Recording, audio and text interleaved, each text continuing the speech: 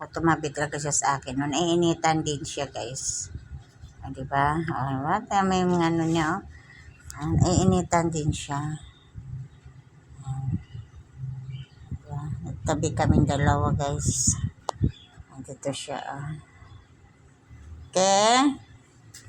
Init, bebe, init, init. Dito yan sa sayang, inurong ko siya doon kasi maya ba naman kamot.